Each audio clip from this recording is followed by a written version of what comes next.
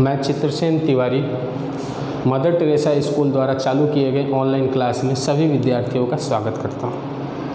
आज मैं कक्षा 9th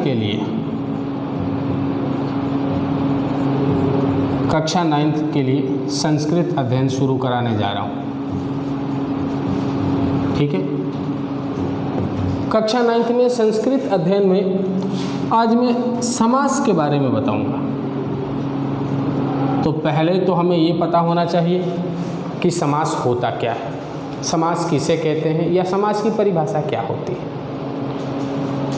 तो संस्कृत में कहा गया है समसनम ही समास, यानी किसी भी चीज़ को संक्षिप्त करना ही क्या कहलाता है, समास कहलाता है। तो लिख सकते हैं किसी भी वाक्य को संक्षिप्त में लिखना ही समास कहलाता है, ही समास कहलाता है। किसी भी चीज़ को संक्षिप्त में लिखना ही समास कहलाता है।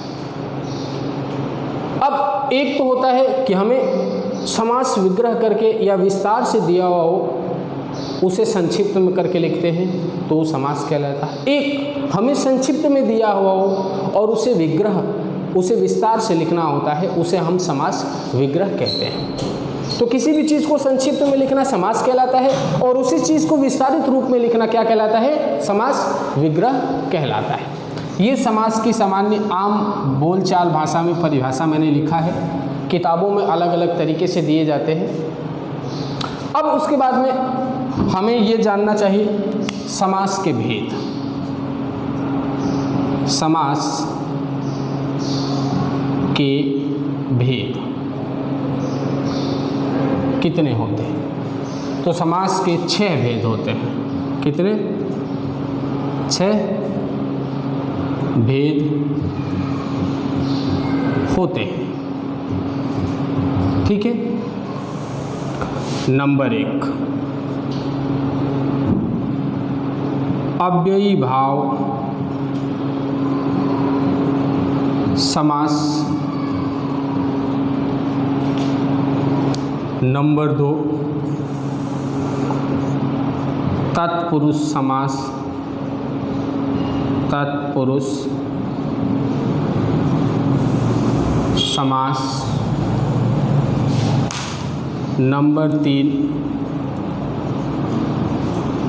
कर्म धारय समास। नंबर 4, द्वंद्व समास। नंबर 5, द्विगु समास। और नंबर 6, बहुव्रीहि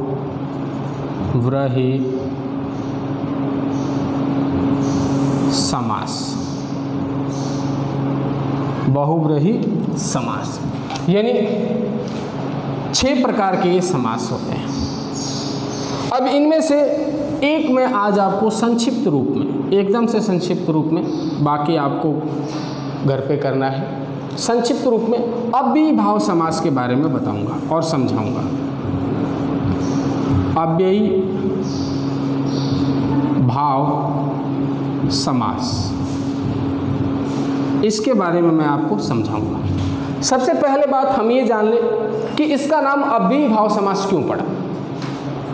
अव्ययी भाव समास इसका नाम पड़ने का कारण है कि अव्ययी भाव समास के जितने भी उदाहरण होते हैं उनकी शुरुआत अव्यय शब्दों से की जाती है। ध्यान से सुनिएगा, अव्ययी भाव समास वही होते हैं जिनकी शुरुआत अव्यय शब्दों से होती है, इसलिए इसका नाम अव्ययी भाव समास पड़ा। हम यहाँ पे इसकी परिभाषा भी लिख सकते हैं कि अव्ययी भाव समास की शुरुआत या प्रारंभ अव्यय शब्दों से होती है। अव्ययी भाव समास की शुरुआत अव्यय शब्दों से होती है। अब देखिए, अव्यय तो बहुत ज़्यादा होते हैं, लेकिन हमारे कोर्स में जिन अव्ययों को चलाया जाता है हम उन अव्ययों के बारे में बात करेंगे। तो हमारे कोर्स में 6 प्रकार के अव्यय चलाए जाते हैं। कितने प्रकार के? 6 प्रकार के। उनके नाम, सबसे पहले उप, फिर अनु, तीसरा अव्यय निर, चौथा अव्यय प्रति, पांचवा अव्यय यथा और छठा अव्यय स। ये 6 अव्यय हमारे कोर्स में चलते हैं। पहला है उप, दूसरा है अनु, तीसरा है निर, चौथा है प्रति, पांचवा है यथा और छठा है छे। अब इन 6 अव्ययों में हमें पहले तो ये ध्यान होना चाहिए इनका अर्थ क्या होता है। इन 6 अव्ययों का अर्थ हमें ध्यान होना जरूरी है, क्योंकि समास विग्रह करते समय इन अव्ययों के अर्थ का प्रयोग किया जाता है। जैसे उप का अर्थ होता है समीपम। उप का अर्थ क्या होता है? समीपम। उप का अर्थ क्या होता है? समीपम। अनु का अर्थ 2 निकलता है, एक पश्चात और दूसरा योग्यता। अनु का 2 अर्थ निकलता है, पश्चात और योग्यता। निर का अर्थ होता है अभाव।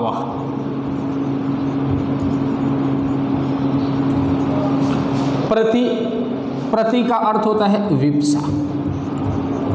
विप्सा लिख दिया, जो आपको समझ में नहीं आया मैं इसको हिंदी में और लिख के बता रहा हूँ। विप्सा का मतलब होता है पुनरावृत्ति, यानी एक ही चीज को दोहराना। पुनरावृत्ति यानी एक ही चीज को दोहराना, रिपीट करना। ठीक है। अब उसके बाद में आता है यथा। यथा अव्यय का अर्थ होता है अनतिक्रम्य। यथा अव्यय का अर्थ क्या होता है? अनतिक्रम्य। अनतिक्रम्य। उसके बाद में छठा अव्यय आया है स। स अव्यय का अर्थ होता है सहितम। इसका अर्थ क्या होता है? सहितम। ठीक है। पहले मैं आपको 6 अव्यय बता दिया, इन 6 अव्ययों का अर्थ बता दिया। अब आगे हमें ये ध्यान देना है कि इन अव्ययों के साथ में कौन से विभक्ति का प्रयोग किया जाता है। इन अव्ययों के साथ में कौन कौन से विभक्ति का प्रयोग किया जाता है, तो ध्यान से देखें। पहले नंबर से लेकर के तीसरे नंबर तक, पहले नंबर से लेकर के तीसरे नंबर तक, यानी उप, अनु और निर, इन 3 अव्ययों में, उप में, अनु में और निर में, इन 3 अव्ययों में षष्ठी विभक्ति का प्रयोग किया जाता है। कौन से विभक्ति का? षष्ठी विभक्ति का। ठीक है, ध्यान से दोबारा सुन लीजिए। उप, अनु और निर, इन 3 अव्ययों के साथ में कौन सी विभक्ति का प्रयोग होता है? षष्ठी विभक्ति का। उसके बाद प्रति। प्रति अव्यय के साथ में 2 विभक्ति का प्रयोग किया जाता है। दोनों में से किसी एक का हम कर सकते हैं। एक तो द्वितीया, एक होता है द्वितीया और एक होता है सप्तमी। इन दोनों में से चाहे जिस विभक्ति का हम प्रयोग करें, चाहे तो द्वितीय का कर ले या सप्तमी का कर ले, किसी एक ही विभक्ति का प्रयोग करना है, दोनों में से एक। उसके बाद आता है यथा। यथा अव्यय के साथ में केवल और केवल द्वितीय विभक्ति का प्रयोग किया जाता है। यथा अव्यय के साथ में केवल और केवल द्वितीय विभक्ति का प्रयोग किया जाता है। अब उसके बाद में आ गया स। श अव्यय के साथ में कौन सी विभक्ति का प्रयोग किया जाता है, ये देख लीजिए। श अव्यय के साथ में तृतीया विभक्ति का प्रयोग किया जाता है। कौन सी विभक्ति का? तृतीया का। तो आज आपको मैं समास शुरू कराया हूँ। सबसे पहले समास की परिभाषा बताया, ठीक है, यहाँ से यहाँ तक समास की सामान्य परिभाषा बताया। उसके बाद में समास के 6 भेद बताए आपको कि समास के 6 भेद होते हैं। फिर मैं आपको उन समास के 6 भेदों के नाम लिख करके बताया जो यहाँ लिखे हुए हैं। 6 भेदों में से मैं आपको अव्ययीभाव समास चालू भी कराया। अव्ययीभाव समास की परिभाषा बताया कि ये अव्ययीभाव समास क्यों कहे जाते हैं, क्योंकि इनकी शुरुआत अव्यय शब्द से होती है। अव्यय तो अनंत होते हैं, लेकिन हमारे कोर्स में ये 6 अव्यय प्रयोग में लिए जाते हैं, जो 6 अव्यय में लिख दिया। उसके बाद में इन अव्ययों का अर्थ भी लिखा। उप का अर्थ समीपम, अनु का अर्थ पश्चात, योगिता, निर का अभाव, प्रति का विवक्षा या पुनरावृत्ति, यथा का अनतिक्रम्य और श का सहितम। उसके बाद इन अव्ययों के योग में किस विभक्ति का प्रयोग किया जाता है ये भी आपको बताएगा।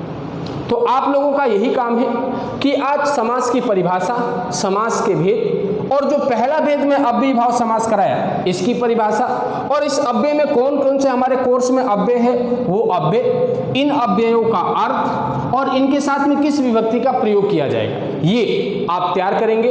उसके बाद कल के वीडियो में मैं आप लोगों को इस अव्ययीभाव समास के सारे उदाहरण जितने भी है वो हल करके आपको बोर्ड पे बताऊंगा। आज आपका यही काम है, और आपके कोर्स में मैं कुछ यहाँ पे इन अव्ययों के अनुसरण करते हुए कुछ उदाहरण डाल रहा हूं जो आपको करना है अपने घर पे, और फिर उनको मैं भी कल हल करके बताऊंगा। जैसे पहला अव्यय है, पहला अव्यय के ऊपर उप समीपम, उप समीपम इसका आपको समास विग्रह करना है। दूसरा है, उसके बाद दूसरा है अनु, तो अनु के अर्थ में अनुरथम, अनुरथम। तीसरा है निर, तो निर्बाध्यम, निर्बाध्यम। उसके बाद चौथा है प्रति, तो प्रतिदिनम। और पांचवा अव्यय यथा, तो यथाशक्ति, यथा शक्ति। छठा है स अव्यय, तो सशस्त्रेण।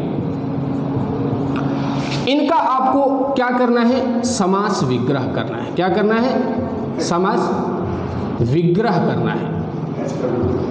HW में समास विग्रह, HW घर से आपको ये करना है। उसके बाद में कल और भी आपको उदाहरण इनके मैं करके बताऊंगा। आज के लिए इतना ही, धन्यवाद।